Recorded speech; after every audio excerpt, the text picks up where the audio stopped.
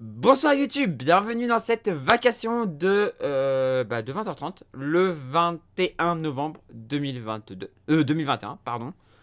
On est actuellement en live sur Twitch en même temps, et on va faire le point sur la course virtuelle et réelle. On passe tout de suite sur la course virtuelle. Voilà, course virtuelle, où il fait nuit, donc on voit un petit peu quand même, hein, mais il fait nuit. On est à 10 nœuds, 10, 11 nœuds, donc ça fait plaisir, on a réaccéléré, on accélère un petit peu, c'est cool. On fait un cap au sud-sud-est. Donc plutôt pas mal. Même si je préférerais avoir un peu plus de sud-ouest. Mais l'avantage c'est qu'en partant un peu au sud-est, je vais faire un arrondi qui va me permettre dans les alizés de l'hémisphère sud de bombarder et de rattraper ceux qui sont devant moi, quoi. C'est un peu l'idée. Mais de toute façon j'ai pas trop le choix, je suis à 139 degrés du vent. Je peux pas abattre plus que ça. Parce que sinon on avance vraiment pas. Déjà que 140 c'est déjà un peu limite. Alors plus bas c'est pas la peine. C'est vraiment pas la peine. Les IMOCA sont pas des bateaux faits pour aller vent arrière. Vraiment pas. C'est pas des bateaux faits pour ça. Et surtout qu'on n'a pas de spi sur les IMOCA de Selloway. Donc c'est même pas la peine. Alors il y a Mathis qui fait des vannes que je ne comprends pas. Donc voilà. On va aller voir la carto. Enfin pas la carto mais la le routage, pardon. Je cherche mes mots, je suis un peu fatigué ce soir, je suis désolé. Et on voit qu'on est pile poil en fait entre les deux routages. Clairement, on est pas trop mal. C'est dommage qu'il n'y ait pas de speed ailleurs. Et ouais. Tu vas dire, on me dit. Les vannes de Matisse. Venez en stream voir les vannes de Matisse, ça vole. Ça vole. Vous voyez le vol, quand on dit ça vole pas haut, bah Matisse c'est encore en dessous. Matisse, ses vannes, c'est ras du sol quoi. Matisse, les vannes de Matisse, c'est ras du sol. Donc n'hésitez pas à venir voir ces vannes, vous verrez de quoi je parle. Donc on voit qu'on est pile poil au milieu des routages. Donc on n'est pas trop mal, on n'est pas trop mal. On continue à descendre vers le sud. On gagne vers le sud, c'est cool. Et voilà, et après, c'est pas très compliqué les prochaines heures. Hein. Mes vannes sont moins... Donc c'est pas très compliqué le routage, maintenant c'est de la ligne relativement droite en direction de Fernando de Noronha, prévu le 25 novembre, maintenant au soir. Ah, ça se décale tout le temps. Ça se décale tout le temps. Mais bon, on va prendre du vent plus fort, on va prendre encore du vent dans le sud et tout. Enfin, ça devrait aller. Ça devrait aller. Oh là là.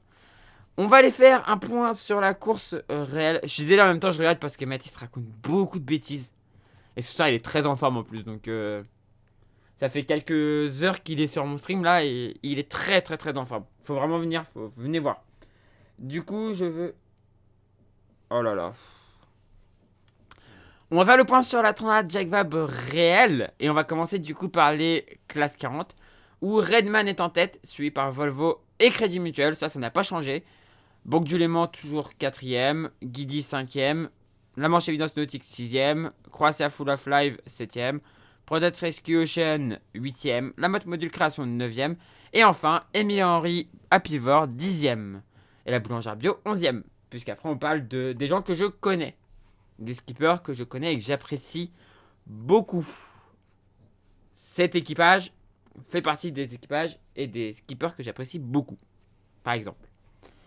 Donc là, leur objectif maintenant, ça va être de, comme je dis tout à l'heure, il va y avoir des empennages à faire pour rester dans du vent qui va être un peu plus d'est. Donc des empennages pour pas faire du totalement vent arrière. Qui va gagner la Transat Jack Vab? Ça, chez les classes 40, on sait pas du tout. 20,9 000, c'est très serré. Donc on ne sait pas encore qui va gagner la Transat Jack Vab en classe 40. On va regarder du coup où sont les copains, où sont les gens que j'apprécie. Donc, on va regarder Vogue avec un Krone qui tout à l'heure était par ici. Vogue avec un Krone en 27ème position à 241 000 des leaders. Ensuite, on va regarder Groupe G2C La Martinique qui passe la bouée, enfin qui passe la marque. Donc, qui se trouve actuellement à 418 000 des leaders en 31ème position. Et enfin, un autre équipage que j'ai. Alors, lui, je le connais parce qu'il a préparé son bateau en face de mon club de voile. Et eux, je les connais parce que ils m'ont un peu interloqué, enfin ils m'ont un peu parlé vu le stream que j'ai fait devant leur bateau. devant leur bateau, je dis bien. Et donc le numéro 1, Terre Exotique, en 43e position, à 788 000. Oui, ça, 788 000 des leaders. Mais bon, c'est le plus vieux classe 40 de la flotte et tout. Et ils se sont fait un peu avoir, ils ont eu des petits problèmes techniques en même temps. Donc voilà, ça peut arriver, malheureusement. Et comme c'est un bateau moins rapide, bah dès que tu te fais un peu distancer, c'est mort quoi. Non, je posais pas la question, tout le monde le sait. Ah, bon, c'est un supporter, très grand supporter de Charles Mathis, hein. D'où son pseudo Charles 8. Hein. Chez les IMOCA, du coup, Linkedot est en tête, suivi 47,5 000 derrière par Apivia. Donc Charlie et Paul qui essayent de rester accrochés au wagon des deux premiers qui mettent un tempo d'enfer, qui navigue très bien, qui navigue vraiment très bien. Ça serait mérité quand même la victoire pour... ça serait mérité la victoire pour Linkedot parce que à bord on a Morgan Lagravière qui cherche des sponsors pour la Transat Jacques Vabre. Pas pour la Transat Jacques Vabre mais pour le Vendée Globe. Donc ça serait vraiment cool, ça le mettrait vraiment en lumière encore un peu plus. Et ça lui permettrait peut-être de trouver de l'argent pour la prochaine Transat Jacques Vabre. Ce serait vraiment cool. Mais il y a la même chose sur Apivia. Donc c'est vraiment deux bateaux où j'espère... c'est deux bateaux que j'espère voir gagner en fait. Ces deux bateaux là, ça me ferait plaisir. Parce qu'à bord d'Apivia, en deuxième position, à 47,5 000 des leaders, il y a Paul Meillat qui cherche aussi des partenaires pour faire le prochain Vendée Globe. Et ce serait vraiment cool de le mettre en lumière pour qu'il trouve. Pour vraiment qu'il trouve, parce que ça me ferait vraiment très plaisir. Paul, c'est un mec que j'apprécie beaucoup.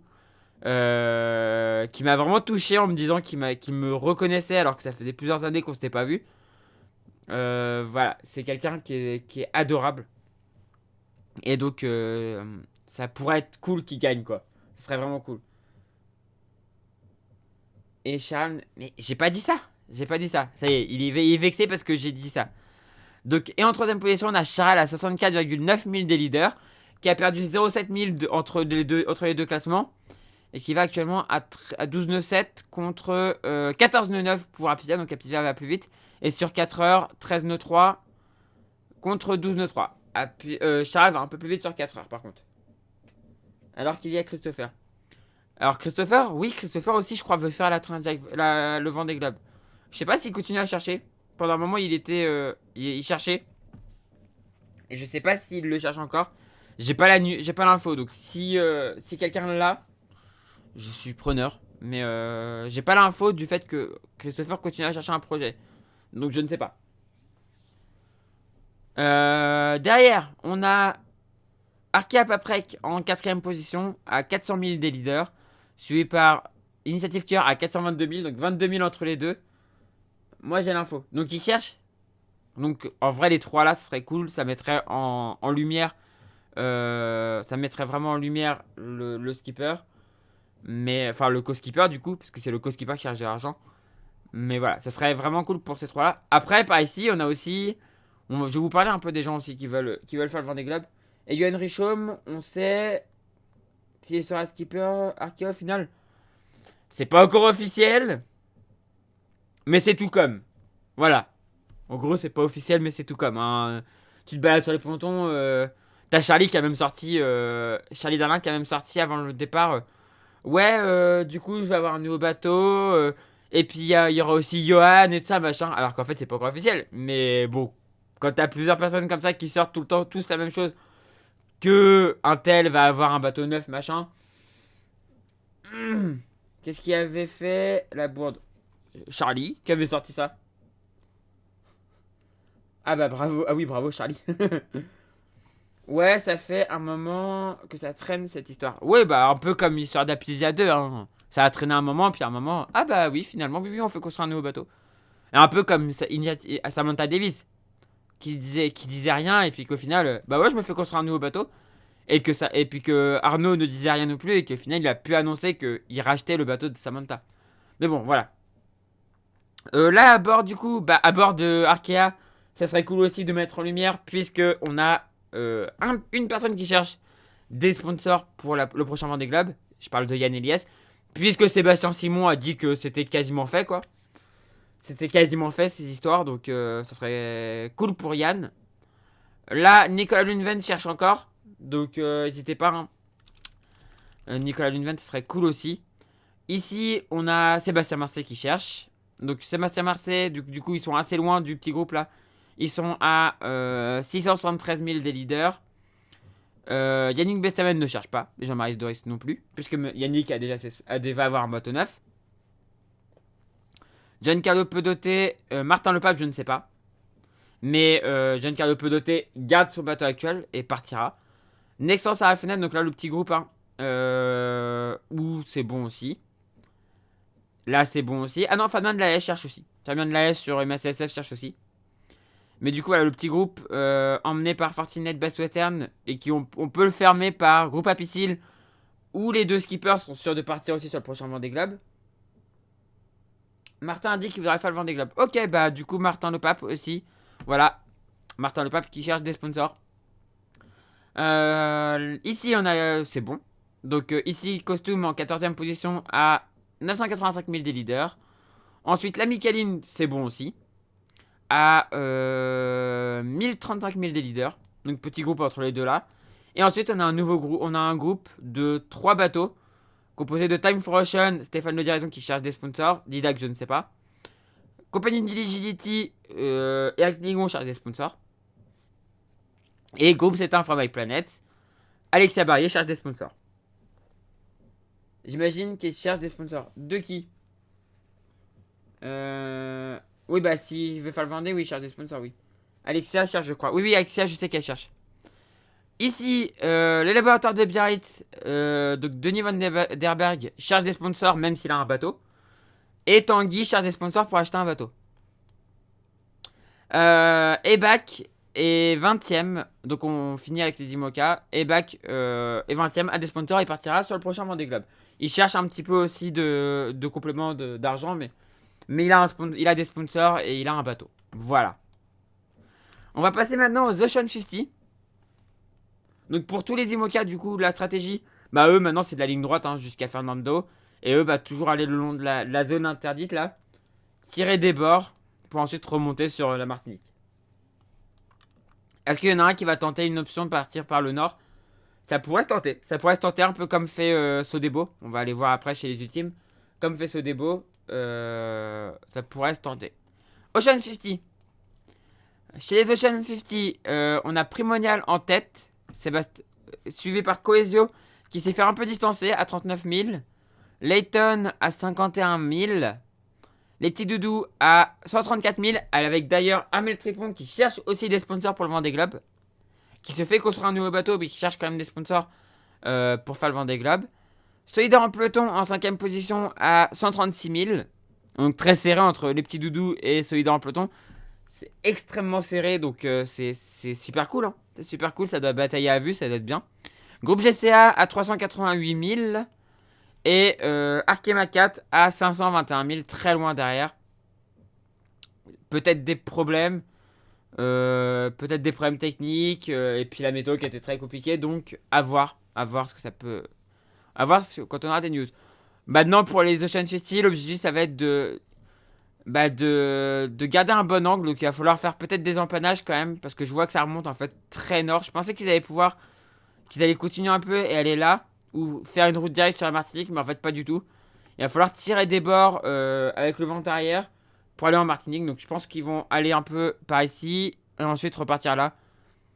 En fonction de la météo. Mais le vent va être d'est. Pas très fort par contre. Donc un peu compliqué quand même cette fin de train Jack Vabre. On va passer chez les ultimes. Où Gitana est en tête. Toujours en tête. 368 000 devant Banque Populaire. Qui est 486 000 devant... qui est 486 000 devant SVR. Il n'est pas 486... Enfin, Banque Populaire n'est pas 486 000 devant SVR. Hein. Mais SVR, du coup, qui a reperdu par rapport à la dernière fois. Donc, qui est de nouveau distancé par Banque Populaire.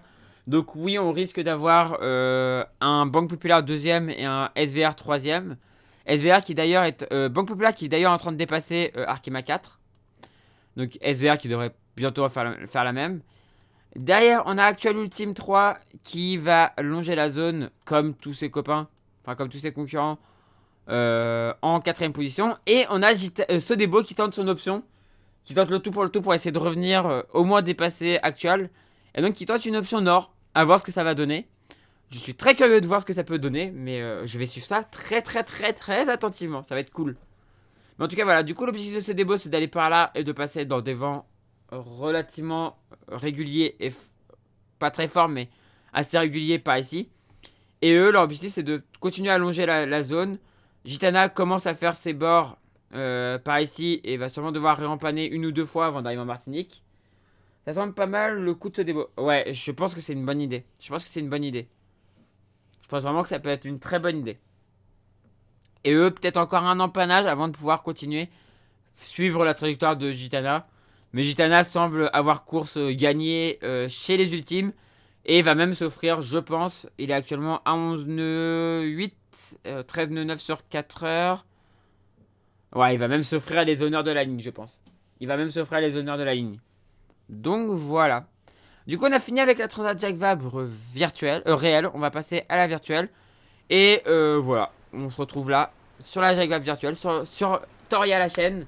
Et du coup, YouTube, c'est la fin de cette vacation. Je vous fais des gros bisous. Si ça vous a plu, on fait briller le pouce bleu. Et on n'hésite pas à s'abonner pour ne rater des prochaines vidéos. Du coup, je vous fais des gros bisous. N'hésitez pas à venir sur Twitch aussi. Hein. Le lien en description de la vidéo. Je vous fais des gros bisous. Je vous dis à la prochaine. Et ciao Twitch. YouTube, pardon. Ciao YouTube.